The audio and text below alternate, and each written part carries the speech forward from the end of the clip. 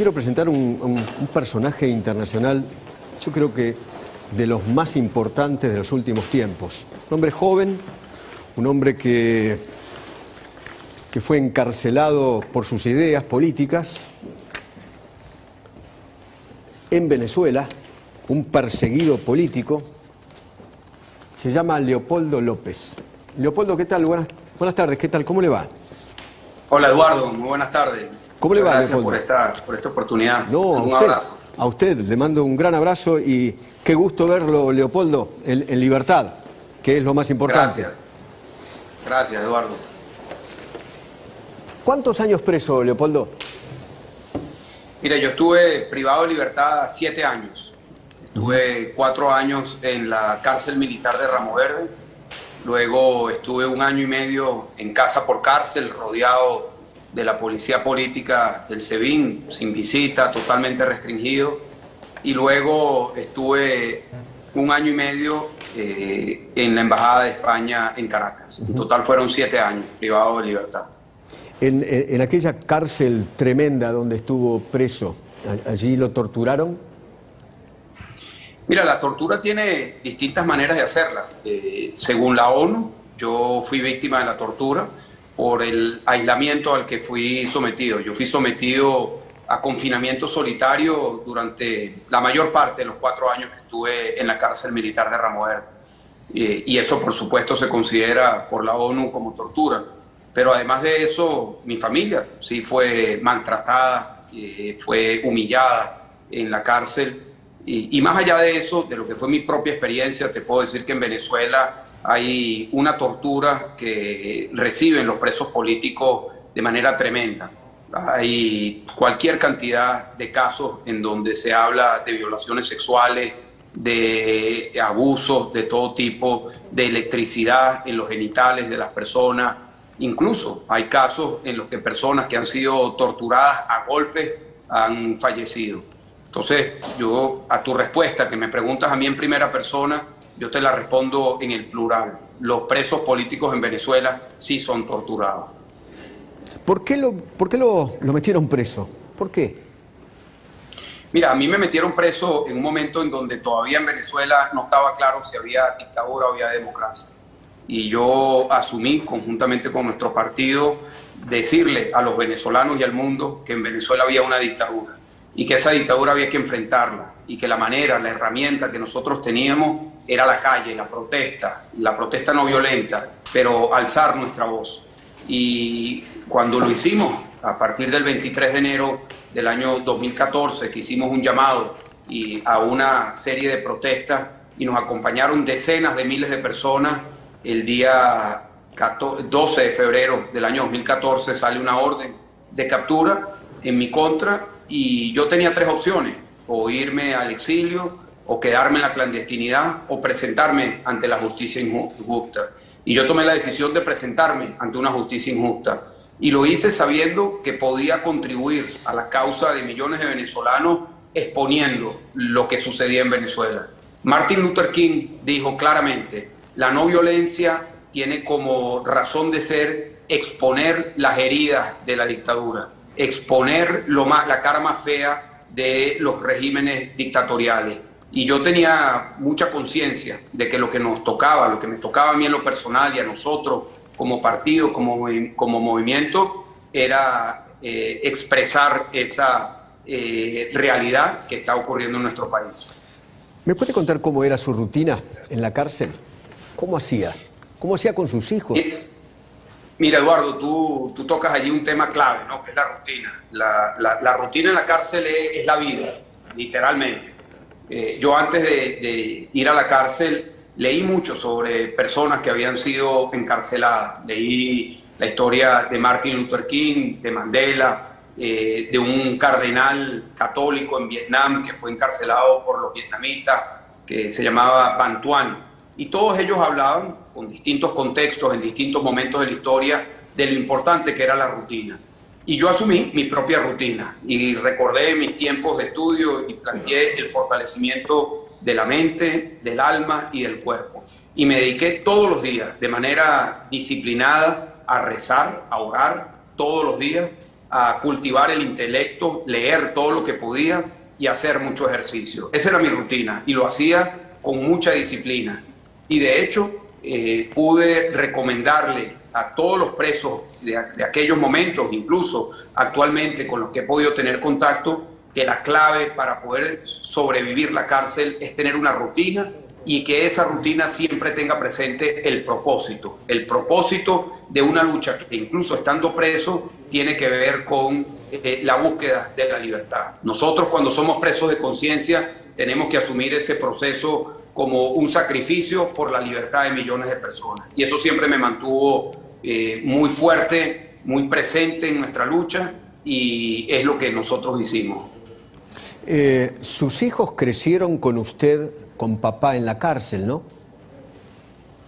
Sí, Eduardo, eso es de los temas más difíciles. Yo cuando llegué a la cárcel, mi hijo Leopoldo tenía 1 año, mi hija Manuela tenía 4 años y la verdad es que ellos, bueno, crecieron en sus años más críticos de la infancia con su padre en la cárcel. Cuando yo llego a la casa por cárcel, mi hijo Leopoldo me preguntó: papi, ¿tú conocías tu casa? ¿Tú conocías esta casa? Y por supuesto, esa era la casa en la que Lilian y yo habíamos vivido durante mucho tiempo y él no tenía memoria de lo que era su papá en la cárcel. Mis hijos no tenían memoria de lo que era compartir con su padre fuera del contexto de la cárcel. Eso ha sido la parte más difícil, ver a mis hijos crecer estando privados de libertad. Una vez yo pude entrevistar a su mujer, Lilian Tintori, y también a su madre. Y me contaba, tanto su mujer como su madre, las vejaciones que tenían que pasar cuando lo iban a visitar a la cárcel. Vejaciones que quería justamente el dictador Maduro, ¿no? Que sufran. Bueno, es lo que te decía anteriormente, cuando tú me preguntaste si yo fui torturado y te respondí con lo que fue un informe de la ONU que dijo que efectivamente yo fui víctima de la tortura, pero mi familia también lo fue. Mi familia y la familia de los presos políticos, y son víctimas de la tortura con las vejaciones, con el maltrato por parte de los custodios. Custodios que siempre se resguardaban en una frase que siempre rechacé, que decían: estos son órdenes superiores. Y yo recuerdo un momento dado hablando con un director de la cárcel y decía: usted está violando mis derechos, está violando los derechos de mi familia. Y me dijo: sí, puede ser, pero yo no soy político. Esas son decisiones que se toman en otros niveles. Yo me mantengo en el anonimato, me decía. Y allí a mí me quedó muy claro que es muy importante señalar con nombre y apellido los violadores de derechos humanos. Los violadores de derechos humanos que tienen una cadena de responsabilidad, desde el que ordena hasta el que ejecuta. Claro. Y por eso yo aplaudo las sanciones que emitió la Unión Europea recientemente en contra de violadores de derechos humanos que fueron señalados como violadores de derechos humanos y responsables de haber cometido crímenes de lesa humanidad por las Naciones Unidas.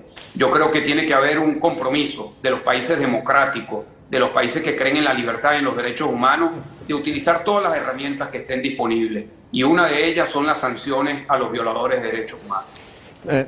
De la cárcel a su casa, también encarcelado en casa, ¿no? Y de ahí asilado a la Embajada de España en Venezuela, y de ahí escapando a España, donde está usted ahora. Ese es el camino.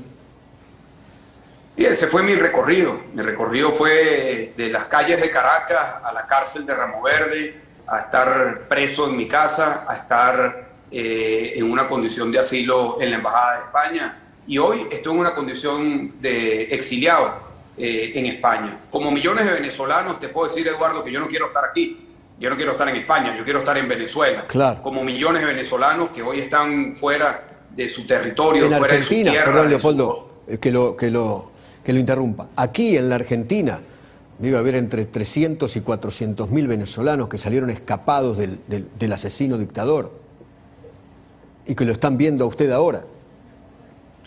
Bueno, a esos venezolanos, que son 300.000 en Argentina, que son casi 500.000 en Chile y que son 7 millones de personas, o casi 7 millones de personas en todo el mundo, ninguno de nosotros quisiera estar fuera de Venezuela. Algunos han salido por razones económicas, otras por buscar la seguridad de su familia, otras por buscar atender la salud de sus seres queridos, otras por buscar oportunidades y muchos por ser perseguidos políticos, pero ninguno ha salido de nuestro territorio queriendo salir de Venezuela. Claro. Y esa es una realidad que yo espero que los países entiendan. Venezuela fue un país que le abrió los brazos a los perseguidos políticos y a la emigración europea en su momento, a la emigración del Cono Sur en su momento, cuando ustedes, cuando Chile, cuando Uruguay estaban bajo regímenes dictatoriales, y Venezuela abrió los brazos a esa migración. Hoy nosotros esperamos que los países que recibieron la bondad de los venezolanos, que hoy entiendan que los venezolanos que están en su tierra no están allí por decisión propia, sino porque han sido obligados a salir de nuestro territorio. Leopoldo, ¿le duele la empatía que tiene el actual presidente argentino Alberto Fernández y Cristina Fernández de Kirchner con Maduro? Mira, yo creo que el que tiene empatía con Maduro es como Maduro, y Maduro es un criminal. Y yo espero que el presidente Fernández de Argentina pues no tenga ni cariño ni empatía con Nicolás Maduro, que es un criminal.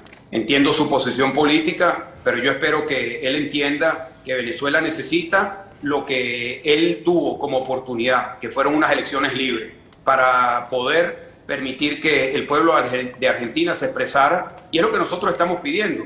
Nosotros lo que pedimos es que en Venezuela el pueblo venezolano se pueda expresar. Así que a todos aquellos que son empáticos o que apoyan a Nicolás Maduro, yo simplemente les digo que apoyar a Nicolás Maduro puede acercarlos a parecerse a Maduro. Y Maduro es un criminal. Y no lo digo yo, Eduardo, lo dice la ONU. Lo dice la ONU con un registro de más de 7.000 homicidios cometidos por los grupos de exterminio de Maduro. Lo dice la Corte Penal Internacional, que señala claramente que Maduro es responsable de haber cometido crímenes de lesa humanidad. Así que yo lo que espero es que todos los países democráticos del mundo apoyen nuestra causa, porque nuestra causa es la causa de las elecciones libres, de que sean los venezolanos los que decidan cuál debe ser nuestro destino. Por eso yo le pediría al presidente Fernández, a todo su grupo de trabajo, a su gobierno, al Parlamento y a los argentinos en general, que apoyen nuestra causa. Nuestra causa es noble, nuestra causa es justa, nuestra causa está justificada, nuestra causa es la causa de un pueblo que quiere expresarse y que un dictador le ha puesto un torniquete en la garganta para que no puedan alzar su voz y no puedan expresar su voto en unas elecciones libres. Por eso yo le pido a todos los gobernantes de América Latina, y en esta oportunidad al presidente de Argentina, que apoye la causa por unas elecciones libres en Venezuela. Es una causa justa, es la misma causa que permitió que él llegara a ser presidente. Por eso yo lo que pido es coherencia con quienes se llaman ser demócratas y defender la libertad de nuestros pueblos. Yo no sé si usted está al tanto, Leopoldo, pero aquí en la República Argentina hay un embate de Alberto Fernández y Cristina Fernández de Kirchner contra la justicia monumental. Se quieren llevar puesta la justicia y la corte. Tengo entendido que así empezó el régimen chavista. ¿Nos puede contar brevemente la historia? Mira, la historia de Venezuela es una historia en la que se hizo un proceso constituyente, y en ese momento con una apariencia de mayoría, porque hubo una primera trampa en ese proceso, con un sistema electoral en donde Chávez obtuvo 54% de los votos y le dieron 90% de los escaños en una asamblea constituyente. Aprovecharon eso para tomar y cooptar todas las instituciones del Estado y penetrar y dominar todas las instituciones del Estado y pulverizar el Estado de Derecho.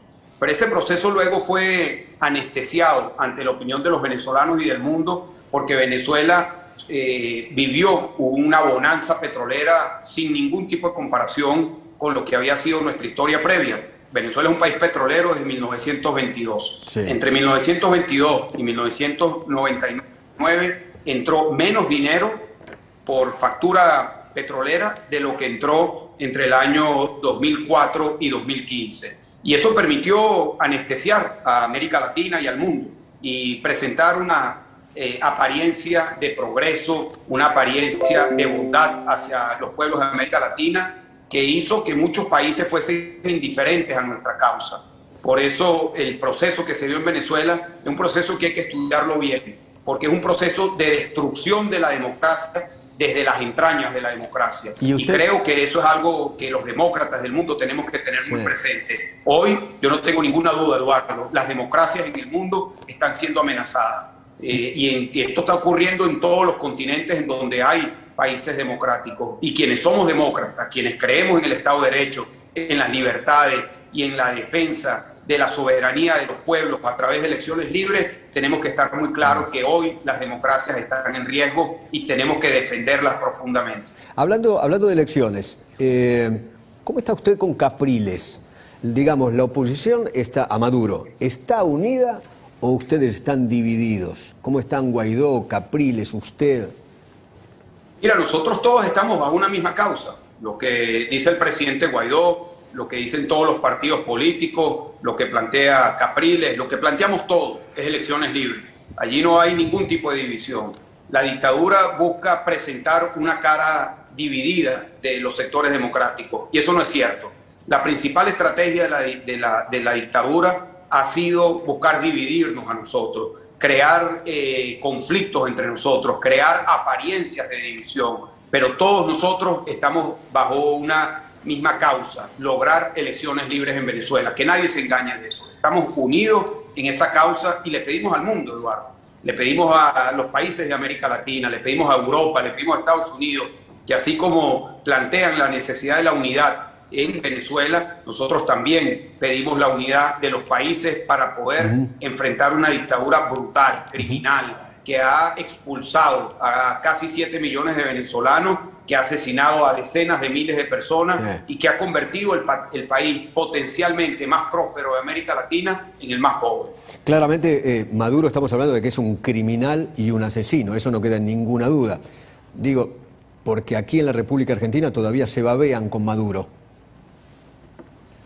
Bueno, yo lamento que quienes se babean con Maduro, yo no sé si eso es cierto o no, si tú lo dices, me imagino que hay sectores que así lo asumen, pero yo les diría a ellos que hablen con los venezolanos, que están en Argentina. Sí. Hay 500.000 venezolanos que pueden dar un testimonio. Cada uno de esos venezolanos que están en Argentina tiene un testimonio y yo estoy convencido que esos venezolanos pueden dar, cada uno de ellos, un testimonio personal y familiar de por qué Nicolás Maduro es un criminal. Leopoldo. Yo los invito a que hablen con los venezolanos y que ellos mismos les cuenten su propia historia y la historia de un país que pudo haber sido ejemplo de democracia en el siglo XXI, ejemplo de prosperidad, de progreso, de que todos los derechos sean para todas las personas, y se ha convertido en una cárcel para 30 millones de personas. ¿Piensa ir a Washington? ¿Piensa venir a la Argentina? Sí, tenemos pensado ir a Estados Unidos en las próximas semanas y también, por supuesto, a Argentina. Tengo planteado ir a Brasil, Argentina y a Uruguay en las próximas semanas, pero por supuesto todo esto depende de la realidad mundial que estamos viviendo, que es el COVID y las restricciones que hoy tenemos. ¿Quién es su amigo en la Argentina? Mire, yo soy amigo de los argentinos, amigo de los que son digo, de la política, de la política, ¿quién? Mira, yo cuando fui alcalde me entrevisté con Mauricio Macri, cuando él era alcalde de Buenos Aires. Claro. A él le agradezco todo el apoyo que nos dio a nuestra causa, y nosotros somos amigos de todos los que sean amigos de la democracia, Eduardo, porque te digo algo, y te lo digo de corazón, hermano. La causa de Venezuela no es una causa de derecha o de izquierda, no es una causa ideológica, es una causa por la libertad. Así que yo eso está claro. Pido pero en su momento, a los argentinos y a todos que apoyen nuestra causa. En su momento usted supo ser amigo de Sergio Massa. Usted sabe que Sergio Massa es parte de la coalición de gobierno. Mira, nosotros, insisto en esto, yo creo que en estos momentos todos tienen que hacer una reflexión sobre lo que está ocurriendo en Venezuela. Yo no tengo la intención de meterme en el tema de la política interna de Argentina, no conozco los detalles, Eduardo, te lo digo con franqueza, pero lo que sí pido a todos, así como se lo pido al presidente Fernández, se lo pido a quienes son parte de su coalición, que hagan de Venezuela un caso unitario. ¿Cuál es nuestra expectativa, nuestra aspiración?